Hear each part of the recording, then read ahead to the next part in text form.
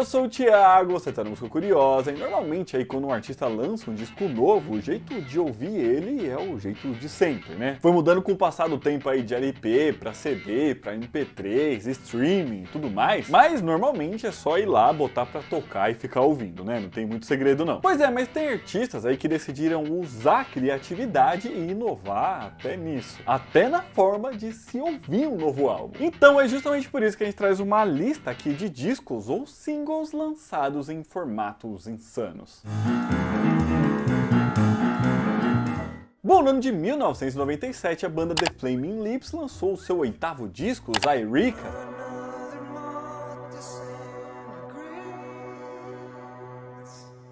E assim como toda boa banda de rock psicodélico, às vezes eles apareciam aí com coisas bastante diferentes do usual. Músicas conceituais, experimentais e por aí vai, né? Um exemplo disso era a época em que eles faziam o chamado The Parking Lot Experiments, onde eles fizeram 40 cópias de uma fita e distribuíram aí para alguns fãs para que eles pusessem para tocar ao mesmo tempo nos rádios de seus carros dentro de um estacionamento. E o disco Zaireeka foi mais um desses aí que eles decidiram fazer algo diferente, mas nesse caso aqui a inovada nele foi justamente a forma de se ouvir esse álbum. Isso porque quando você ia na loja comprar o disco, não via apenas um único CD com todas as músicas, mas sim com 4 que tocavam as mesmas músicas, mas partes diferentes dela. Nesse caso, cada CD continha áudios separados, tá? Com arranjos diferentes da música. Então o disco tinha uma parte da guitarra, o outro ali um arranjo diferente do baixo e por aí vai. Assim, a ideia era que para você ouvir a música completa, você tinha que colocar os 4 CDs para tocarem juntos ao mesmo tempo. O que significava que você também tinha que ter 4 toca-CDs diferentes. Mas além disso, a ideia é que os próprios fãs ali que tivessem o disco também pudessem fazer experimentações, podendo então variar entre quais arranjos eles queriam juntos ou não, fazendo combinações ali entre os 4 CDs, né? Às vezes usando 2 ou 3 ou apenas um deles mesmo para ouvir a música. E assim então tendo experiências únicas das canções. Now I'm gonna mute this one. Outra banda que deu uma inovada aí na forma de se ouvir uma música, né, foi o Shout It Out Loud, com o lançamento do single Blue Ice em 2013. Afinal, o single foi lançado em um LP de gelo, isso mesmo, tá? De gelo de verdade. Pois é, foi a fim de divulgar a música aí, né, que traduzindo o nome dela seria Gelo Azul, que eles fizeram uma parceria com uma empresa a fim de viabilizar um disco de gelo que tocasse a música. E de fato toca, tá?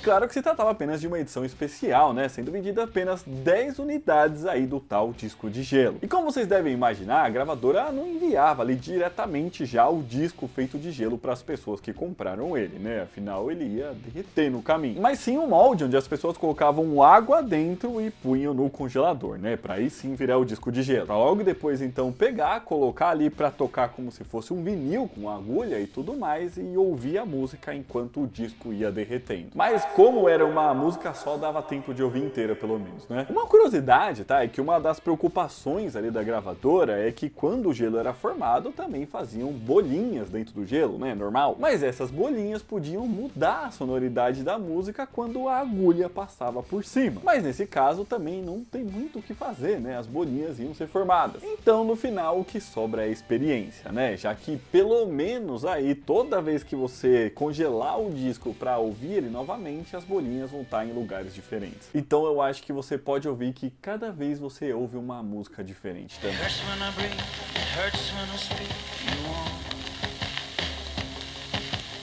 Outro caso curioso foi o do disco, se é que a gente pode falar assim, Song Reader, lançado pelo Beck lá em 2012. E eu não sei bem se a gente pode chamar ele de disco, porque na verdade ele é um livro, mas que depois virou um disco mesmo, tá? Eu vou explicar aí.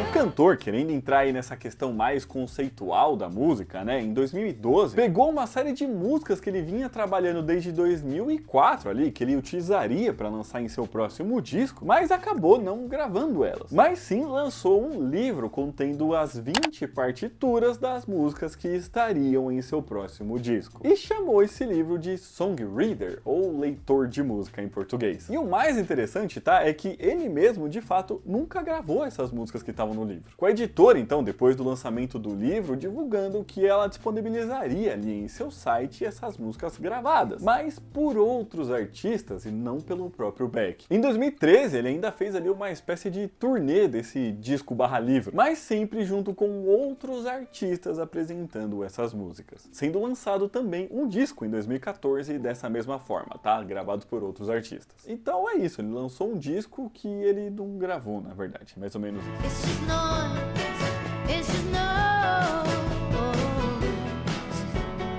Mas pessoal, pra gente continuar essa lista, se você estiver gostando desse vídeo, já deixa seu joinha aqui embaixo, que ajuda muita gente. Se inscreve no canal, porque toda semana a gente lança um vídeo assim. Se você quiser e puder ajudar a gente um pouquinho mais, é só clicar aqui embaixo no botão de Seja Membro. E se por acaso aparecer aí pra você a opção de hypar que ajuda a divulgar o vídeo, beleza? Bom, agora há pouco aí eu falei de um disco feito de gelo e que, portanto, vai se desfazendo enquanto toca. Mas, pelo menos, você pode ouvir ele de novo, se você quiser, né? Você faz um outro mod do disco. Diferente do que fez o músico William Basinski, quando ele lançou uma série de 4 álbuns entre 2002 e 2003, chamados The Disintegration Loops, ou os loop da desintegração. E o nome é bem importante, tá? Porque as músicas de fato se desintegraram.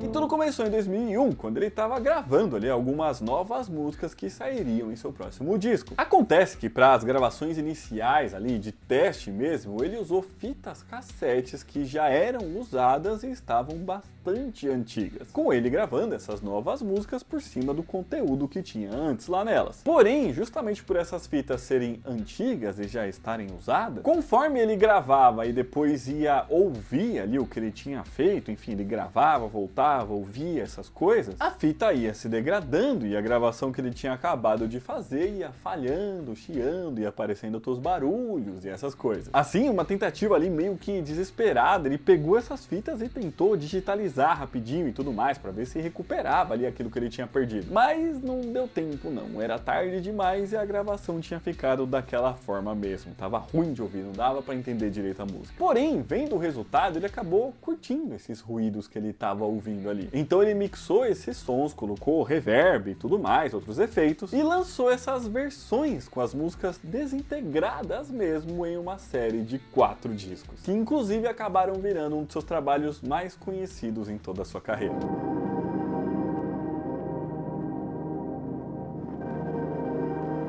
Outro caso interessante e diferentão aí nesse negócio de lançar um novo formato para as pessoas ouvirem a música é o da banda que a gente contou uma história bem interessante agora, alguns dias atrás, já que no ano de 1980 a banda The Residents lançou o disco Commercial Album, apenas 2 anos depois da história que a gente contou no vídeo que eu falei que vai estar aqui no card, tá bom?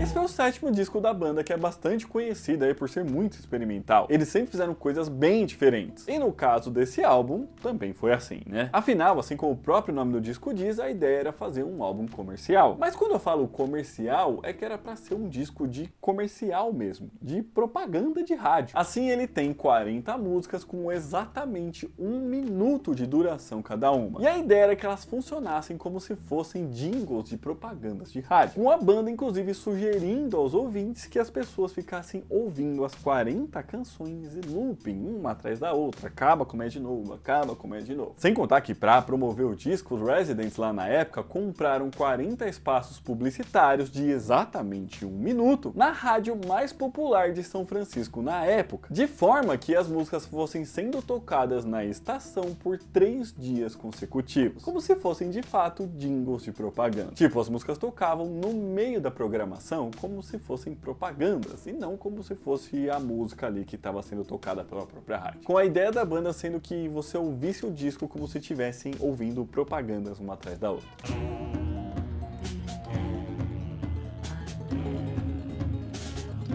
Agora, pra finalizar, em 2014, Jack White lançou o seu 2º disco em sua carreira solo, que é o Lazareto, né, e que vendeu muito e tudo mais.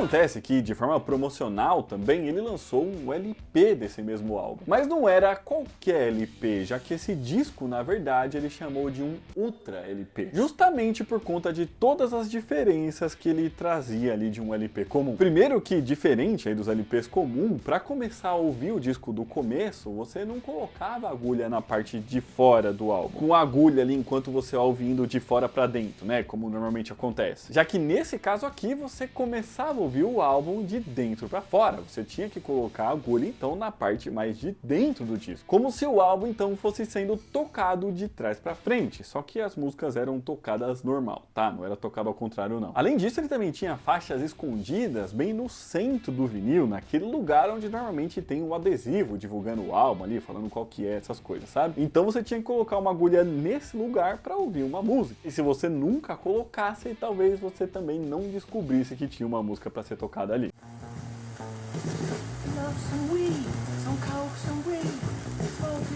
Mas ainda tem mais coisas que o disco faz de diferente, já que quando você ia colocar ali o disco para começar a tocar, dependendo do lugar onde você colocava a agulha, você podia ouvir versões diferentes da mesma música. Tipo, se você colocar a agulha um pouquinho pro lado ali do normal, você ia ouvir uma outra versão dessa mesma canção. First song on side 2 has two different intros. It has an acoustic intro or an electric intro. And wherever you drop the needle, those side-by-side grooves, you're going to hear either the acoustic or the electric version of the song. This is the electric intro of the song. Here we go. Here's the acoustic version. E além disso, tem mais uma série de outras coisas, tá? Como, por exemplo, um holograma que aparece quando o vinil tá lá rodando. Mas essas que eu falei são as principais. Então, se um dia você comprar esse disco e não souber de todos os segredos que ele traz, existe aí uma chance de você nunca ouvir esse álbum completo, ou também não ouvir do jeito certo, sei lá.